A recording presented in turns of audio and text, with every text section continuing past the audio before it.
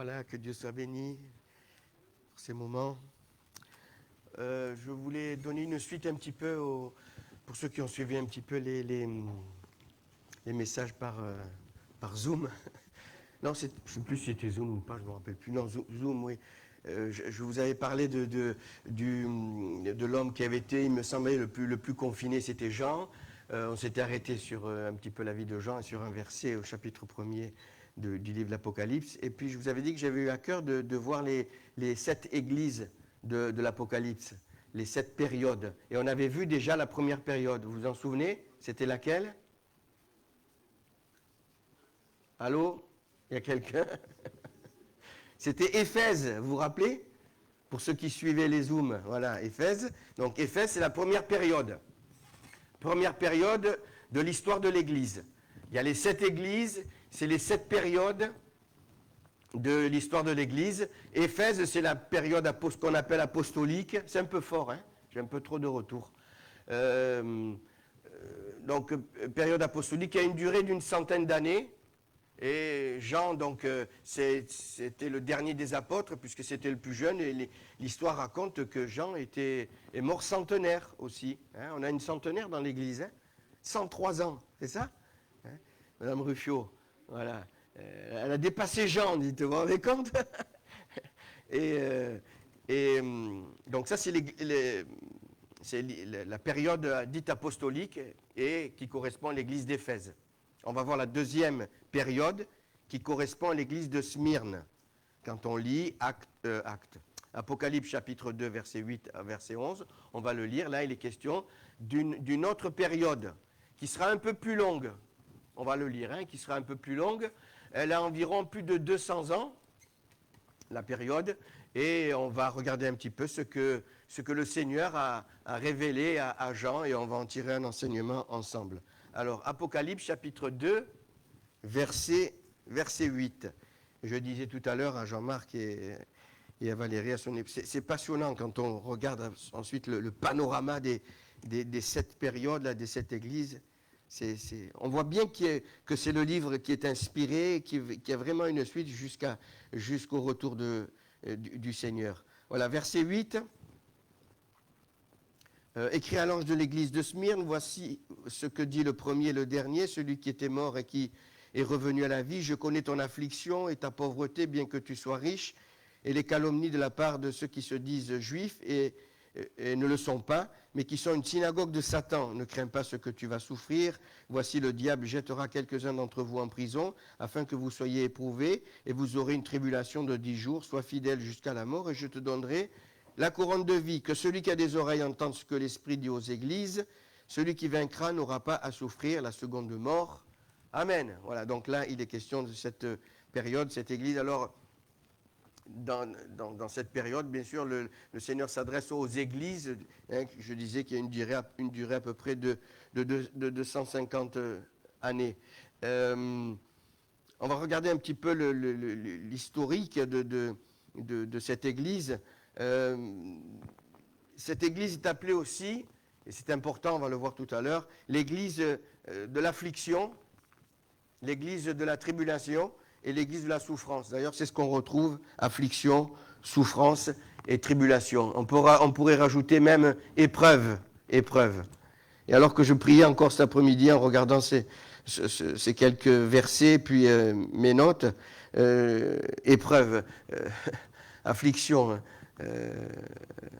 Vous n'ignorez pas qu'on peut tous passer par l'épreuve. Hein.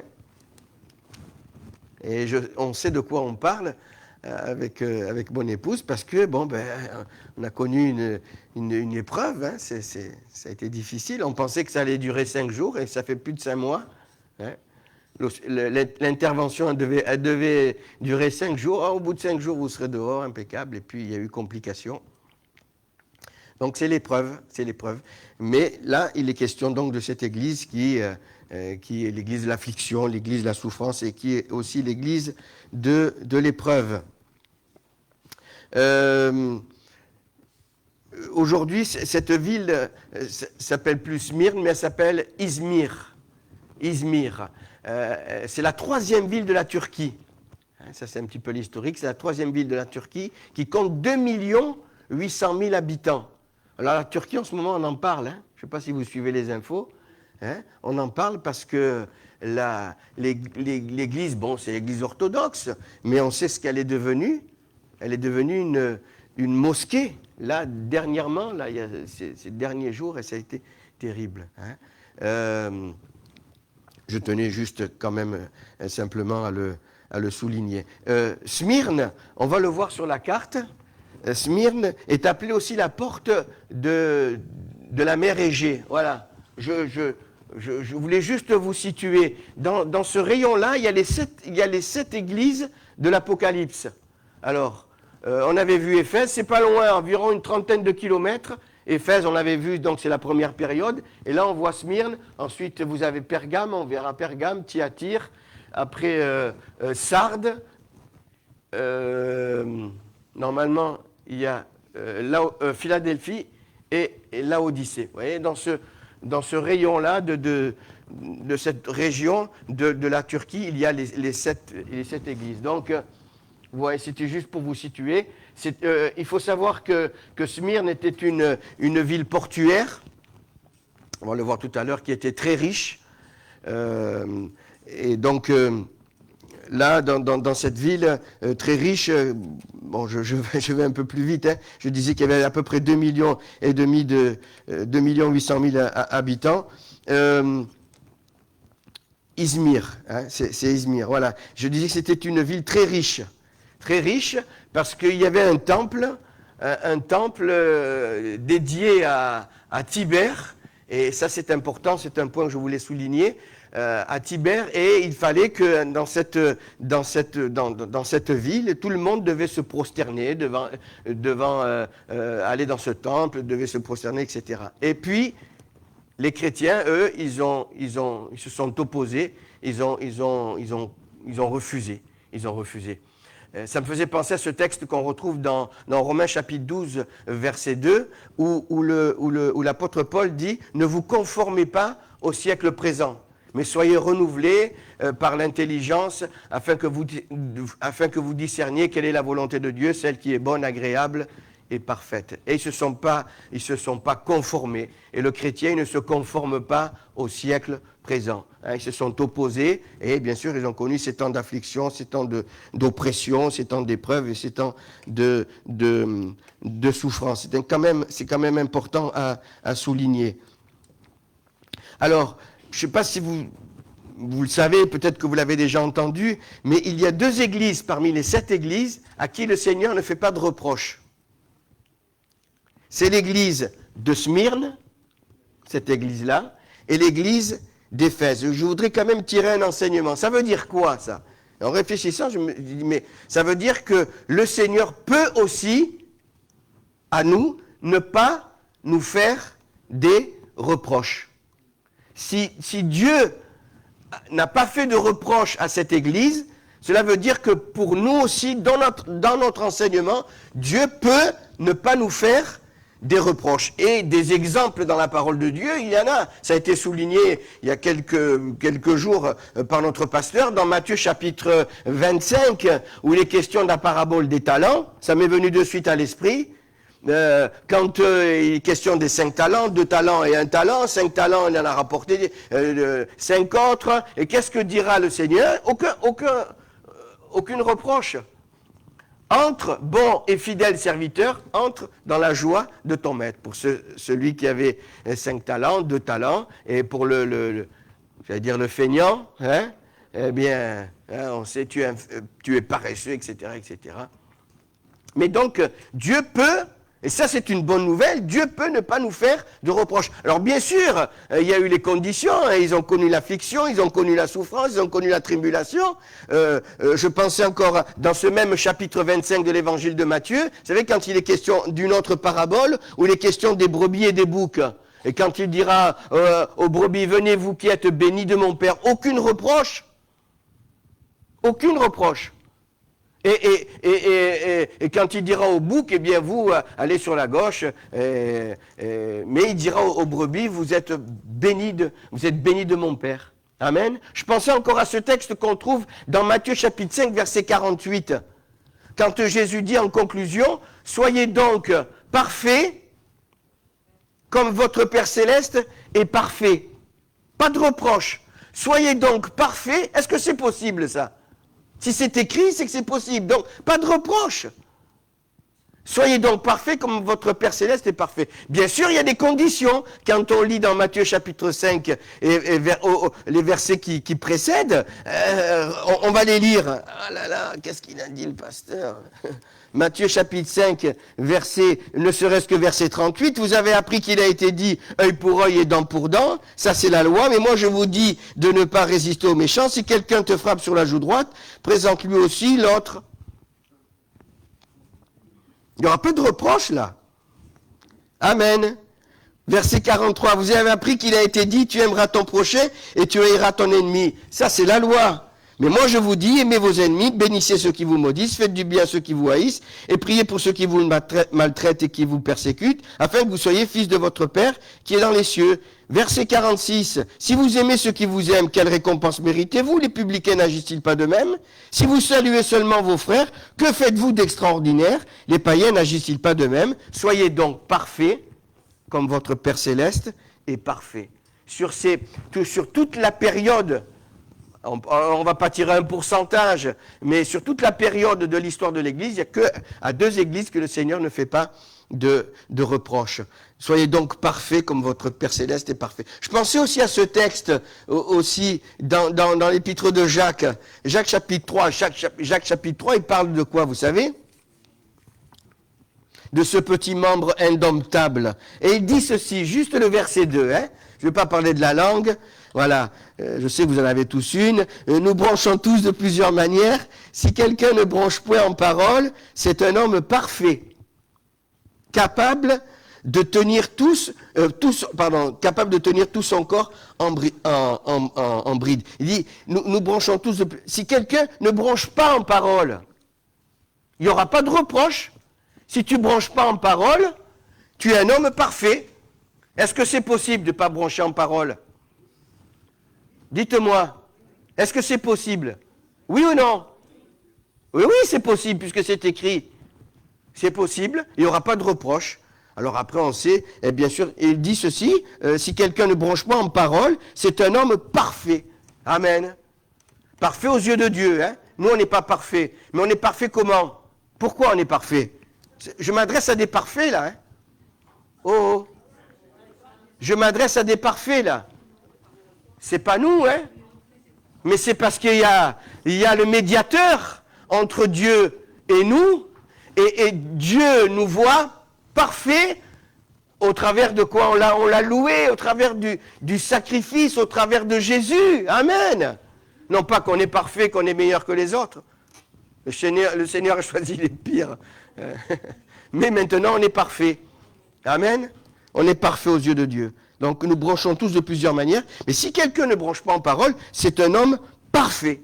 Amen. Capable de tenir tout son corps en bride. Je tenais quand même aussi à le souligner parce que parmi les périodes des 7 églises, il y a 2 églises, et entre autres l'église de Smyrne où le Seigneur ne fait pas de reproches. Mais il y a quand même tout un processus, hein, ne serait-ce que dans l'épître de Jacques, il dira, mais il ne peut pas sortir de l'eau amère et de l'eau douce, hein, de la même bouche des bénédictions et des malédictions, hein, que Dieu nous garde aussi de toute parole vaine. La Bible dit que c'est Jésus qui dira que nous serons justifiés par nos paroles, nous serons condamnés aussi par nos paroles, que le Seigneur nous garde de tout mauvais propos.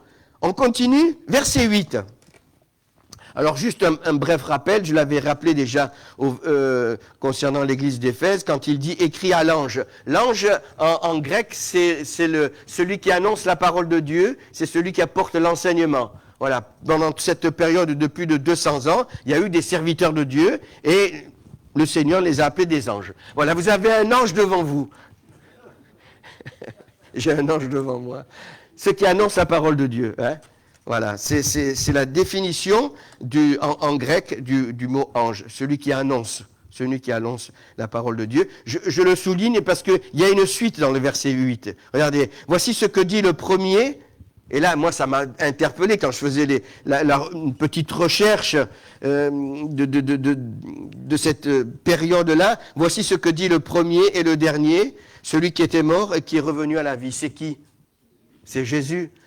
De suite, j'ai pensé à ce texte, je ne te l'ai pas donné, mais je t'avais dit je le citerai. Mais même vous pouvez me le citer. Jean chapitre 11, verset 25 et verset 26, c'est un classique. Jean 11, 25. Jésus dit, Jean 11, c'est quoi? Allez, travaillez un petit peu là. Le confinement, normalement, c'est Paul qui dit, on devrait être des experts. Confinement, 24 heures sur 24, avec la parole de Dieu. Amen. Alors, Jean 11, 25, Jésus dit, je suis la résurrection et la vie. Celui qui croit en moi vivra même s'il meurt. Et quiconque vit et croit en moi ne mourra jamais. Et quand Jean présente l'église de Smyrne, il dit, voici ce que dit le premier. Qui c'est le premier et le dernier? C'est Jésus. Celui qui était mort et qui est revenu à la vie. Et c'est lui qui nous donne la vie. Si nous sommes là, c'est un effet de la grâce de Dieu. J'avais cette pensée tout à l'heure, là, fortement dans mon cœur. C'est la grâce de Dieu. C'est la grâce. C'est la grâce. C'est la grâce. C'est la grâce. Peut-être tu vas la dire, tiens. Et Dieu nous fait grâce. Dieu est un Dieu de grâce, mais la Bible dit que Dieu fait grâce aux humbles et il résiste aux orgueilleux. C'est cette pensée qu'il y avait dans mon cœur tout à l'heure. Il résiste. Il fait grâce. C'est un Dieu de grâce. Mais attention aussi à l'orgueil parce qu'il résiste aux orgueilleux. Je ferme la parenthèse. Donc il présente verset 9, nous avons le caractéristique de l'Église, affliction, tribulation, difficulté. C'est ce qui a été souligné pendant des jours et des jours dans les prédications. Ce passage nous place aussi devant le retour de Jésus. Hein. Il nous place devant le retour de Jésus. Ça a été souligné, 2 Timothée 3,12, tous ceux qui veulent vivre, ça a été dit il n'y a pas longtemps, tous ceux qui veulent vivre pieusement seront persécutés. Il y aura des difficultés, il y aura de l'affliction, il y aura des problèmes, il y aura des tribulations, il y aura des épreuves. Tous ceux qui veulent vivre pieusement dans la piété, ils connaîtront des temps difficiles. Des temps difficiles. Pourquoi? Parce que on ne va pas dans le sens du monde, hein, on est à contre-courant. Tant qu'on va dans le sens du monde, ça a été dit, ça, allez, je répète ce que le pasteur a dit. Tant qu'on va dans le sens du monde, qu'on les caresse dans le sens du poil, il n'y a pas de problème. Mais dès qu'on commence à sortir et à dire les choses, oh là là, on n'a plus d'amis, on n'a plus de copains. Pourquoi? Parce que ceux qui veulent vivre pieusement seront persécutés. Ils connaîtront la persécution. Je pensais encore à ce texte, Actes chapitre 14, verset 22, quand Paul dit ceci, il les encourage à persévérer dans la foi, et il dira que c'est par beaucoup de tribulations, pas peu, mais beaucoup de tribulations, qu'il nous faut entrer dans le royaume de Dieu. Alors c'est vrai, cette Église, le Seigneur n'a pas fait de reproche, mais elle a connu cette affliction, cette tribulation, cette persécution. C'est par beaucoup de tribulations. Jésus dira, comme ils m'ont persécuté, vous persécuteront, comme ils m'ont haï, vous haïront, comme ils ont haï les prophètes, ils vous haïront, etc., etc. Vous serez... Le Seigneur le souligne, et c'est important quand même. Je connais ton affliction, c'est l'église de l'affliction, et ta pauvreté. Et ta pauvreté, bien que tu sois riche. C'est pas paradoxal, hein, quand il dit, je connais ton affliction, bien que tu sois riche. Alors, la vision de Dieu, c'est pas la même que la nôtre. Le riche, il peut être pauvre aux yeux de Dieu, et le pauvre, il peut être riche aux yeux de Dieu. Et là, l'Église, elle était pauvre, mais aux yeux du Seigneur, elle était riche. Elle était riche pourquoi? Pourquoi elle était riche? Pourquoi on peut être riche? Hein? Pourquoi on peut être riche? Parce qu'on garde le Seigneur, on garde la parole, on marche avec Dieu. Ça, c'est notre richesse. Notre richesse, notre trésor, c'est le Seigneur. Il y a des dizaines de paraboles qui parlent de Jésus. Quand quelqu'un cherche, il trouve, il a trouvé la perle, etc., etc. Il a trouvé le trésor. Jésus dira là aussi, là où est ton trésor, là aussi sera ton cœur. Hein? Et qu'on ne peut servir de maître à la fois, où il haïra l'un et s'attachera à l'autre, et vice-versa. Hein, que Dieu nous aide. Alors tu es pauvre, mais tu es riche. Voilà, on est les plus riches. On n'a pas de souci de compte en banque, mais on est les plus riches aux yeux du Seigneur. Et c'est ça le plus important. Hein. C'est ça le plus important. D'être riche des richesses éternelles. Amen. Je connais ton affliction et ta pauvreté, bien que tu sois riche. Et le Seigneur dit ceci, au verset 10, ne crains pas ce que tu vas souffrir. Alors on pourrait se poser la question, mais qu'est-ce qui a fait que Dieu ne fait pas de reproche à cette Église? Il y a 2 points. J'aurais pu faire qu'un message avec ces 2 points, dans le verset 10, où il dit, ne crains pas. L'Église qui est riche aux yeux de Dieu, c'est l'Église qui ne craint pas. Amen. Qui n'a pas à craindre. L'Église qui est riche aux yeux de Dieu, c'est l'Église qui n'a pas à craindre.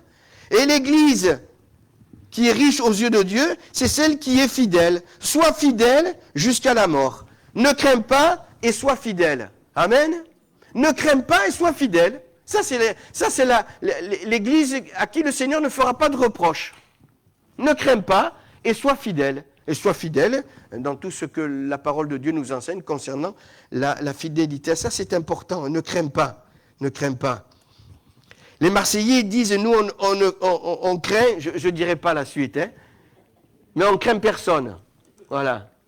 L'Église, elle ne craint pas. On n'a pas à craindre, frères et sœurs. Pourquoi? Je pensais à ces quelques versets, parce que Jésus l'a dit d'abord. Quand Pierre va avoir la révélation de Jésus, et Jésus dira, mais ce n'est pas la chair et le sang qui t'ont révélé cela, mais c'est mon Père qui est dans le ciel. Et tu es Pierre, et sur cette pierre, je bâtirai mon église, et les portes du séjour des morts ne prévaudront point contre elle. Ça veut dire que rien ne pourra détruire l'église. Ça veut dire que l'église, elle ira jusqu'au bout. Ça veut dire que l'église, que le Seigneur prend soin de l'église. Tiens, je pense à ce texte où il est dit que le Seigneur, c'est la tête du corps de Christ. Amen. C'est lui. Rien ne pourra détruire l'église. L'église ne doit pas craindre. C'est l'église avec le Seigneur qui aura le dernier mot. Amen. Et quand il dit ne crains pas, on n'a pas à craindre. Je pensais à ces textes, c'est à l'emporte-pièce ça. Romains 8, 31, si Dieu est pour nous, on n'a pas à craindre, non? Même s'il y a l'affliction, même s'il y a la souffrance, même s'il y a l'épreuve, hein Marie-Yvonne, hein? Même s'il y a l'épreuve, même s'il y a la difficulté, on n'a pas à craindre. Si Dieu est avec nous, qui sera contre nous? 1 Jean 4, 4. 1 Jean 4, 4. Celui qui est en nous est plus grand que celui qui est dans le monde. On n'a pas à craindre. On n'a pas à craindre. Amen. Il y a des pays, j'ai marqué juste ce témoignage, vous le savez, en plus, bon, ils ne nous ont pas fait de cadeau. Il y a des pays qui sont... oh là là, je regarde l'heure. Qui vivent la souffrance au jour d'aujourd'hui, des pays qui sont dans la dictature, dans les pays totalitaires, comme la Chine. La Chine, ils n'ont pas le vent en poupe, hein, ils nous ont envoyé un tas de... Bon, ils nous ont envoyé des masques maintenant, ça va, mais au départ, ils ne nous ont pas envoyé des masques, hein. Ils nous ont envoyé le virus, et après, ils nous ont envoyé des masques. Bon, bref. Mais il y a ce qu'on appelle les églises souterraines. Il y a des milliers de personnes qui se convertissent. Pour ne pas dire peut-être des millions de personnes. Je suis convaincu qu'en Corée du Nord, il y a des chrétiens, j'en suis convaincu. Parce que le Saint-Esprit n'est pas arrêté à une doctrine totalitaire, il va au-dessus de cela. Amen. Donc il y a l'Église qui va connaître la souffrance. Là, on a connu une forme de souffrance, là aussi, tiens. On a connu une forme de souffrance pendant... moi, je ne suis pas là pour assombrir le tableau, mais peut-être qu'on connaîtra encore des temps de souffrance comme cela. Ou peut-être que ça va aller crescendo. Je ne veux pas être un prophète de mauvais augure, mais quand même. Dieu nous avertit. La souffrance. Hein? Et je pense à ce texte que Jésus dira, on connaît bien ce texte, Luc chapitre 12, verset 32, quand il dit « Ne crains point, petit troupeau, ton Père vous a donné le royaume. » On n'a pas à craindre, ne crains pas, ne crains pas. Et puis dans ce même texte, ça me fait sourire, en tout cas c'est pour moi ça, hein, ne crains pas, parce que ne crains pas ce que tu vas souffrir. Voici le diable jettera quelques-uns d'entre vous en prison, afin que vous soyez éprouvés, et vous aurez une tribulation de 10 jours. Tiens, je me suis arrêté à 10 jours. Alors quand on regarde, quand on fait quelques recherches, on se rend compte que c'est pas précis. Ils ne savent pas si c'est 10 jours, 10 mois ou 10 ans. Ouais, oui, c'est pas trop précis. Mais par contre, la Bible nous parle de 10 jours, du chiffre 10. Et ça a été souligné encore il n'y a pas si longtemps que cela, avec l'histoire de Daniel. Daniel chapitre 1er, versets 14 et 15, quand ils devaient se prosterner, ils ont dit non, nous on ne veut pas manger les mets du roi, nous on ne veut pas manger le repas de ce que le monde nous propose. Hein. Amen. Ça ne veut pas dire qu'il ne faut plus manger. Et alors Daniel dira, bien voilà, nous on va manger, je riais en moi-même, je leur dis pas, on va manger des légumes et boire de l'eau pendant 10 jours. Ça vaut tous les comme j'aime, tous les Weight Watchers et tout ce que vous voulez. Hein. 10 jours à l'eau et aux légumes. Moi, j'en aurais besoin. Petit peu, ça c'est le confinement, ça. Hein. Et vous savez comment ils sont ressortis. Ils avaient même pris du poids, si on lit le texte, non? Puisqu'ils étaient dans bon point, c'est ça? Hein? Quand même. Ils avaient même grossi. Ils étaient beaux, et pleins de couleurs.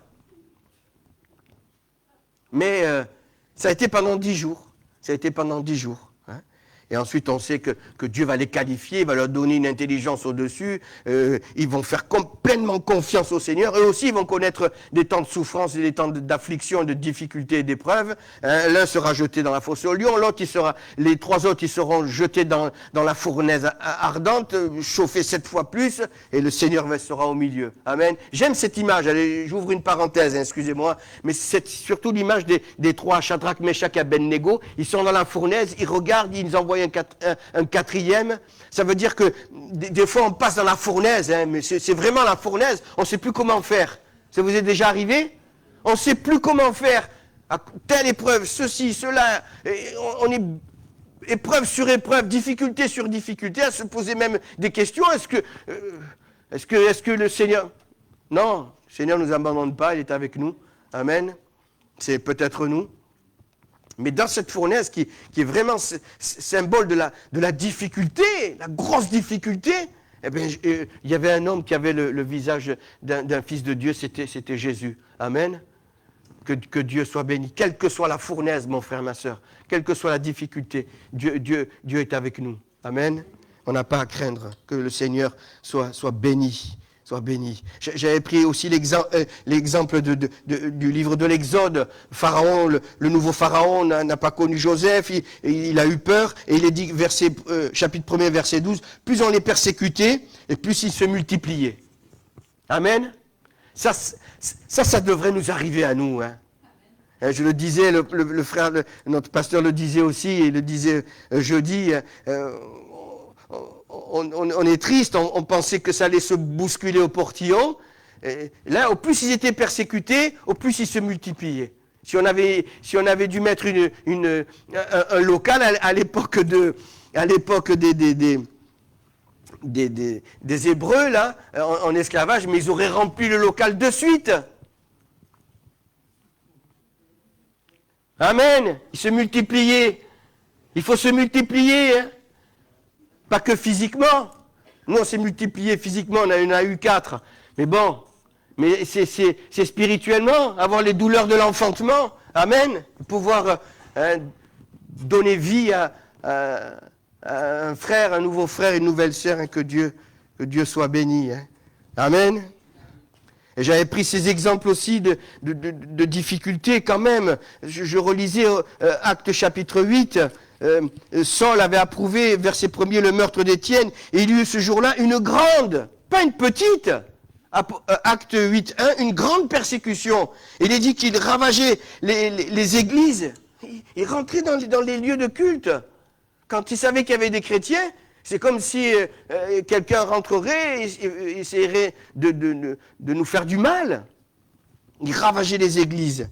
Il pénétrait dans les maisons, il en arrachait hommes et femmes, etc. Et c'est là qu'il y a eu la première diaspora, dispersion, et ça a été voulu de Dieu, hein, parce qu'au moins l'évangile a été donné dans d'autres endroits. Chapitre 9, il respirait encore la menace et le meurtre, donc des difficultés avec les partisans de la nouvelle doctrine. Ils n'étaient pas encore appelés des chrétiens à l'époque, hein. C'est un peu plus tard qu'ils ont été appelés des chrétiens petits Christ.